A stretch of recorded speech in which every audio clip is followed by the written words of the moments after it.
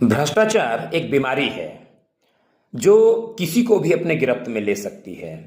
और भ्रष्टाचार के जो निवारण की प्रक्रिया है उसी पर लोक आस्था जो है वो निर्भर भी करती है।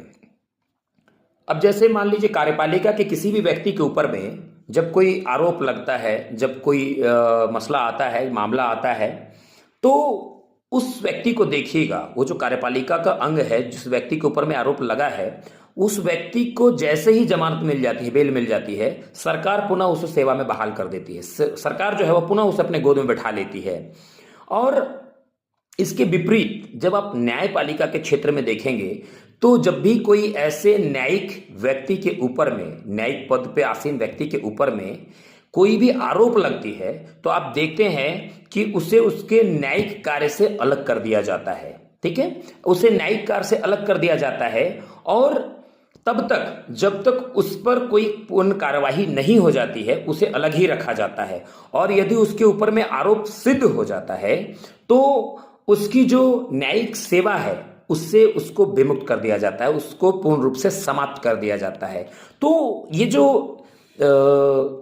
भ्रष्टाचार के निवारण की जो प्रक्रिया है ना, जहां आप देखेंगे कार्यपालिका जिस पर कोई आरोप लग रहा है और उसको यदि बेल मिल जा रही है उसके तुरंत बाद उसको सरकार अपने गोद में बैठा ले रही है, उसको सेवा बहाल कर दिया जा रहा है। और दूसरी तरफ न्यायिक व्यवस्था में देखिए कि जैसे आरोप लग रहा है उसे न्यायिक कार्य से तुरंत अलग कर दिया जा रहा है, आरोप सिद्ध होने के बाद उसको पूर्ण रूप से उसके कार्य को समाप्त भी कर दिया जा रहा है।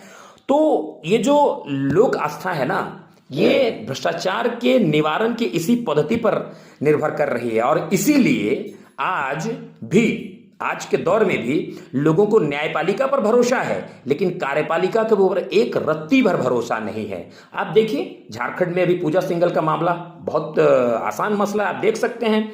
तो ये बिल्कुल एक चिंतन मनन करने वाली विषय है जिस पर सरकार को ध्यान देना चाहिए और सरकार को अपने छवि को सुधारने का प्रयास करना चाहिए।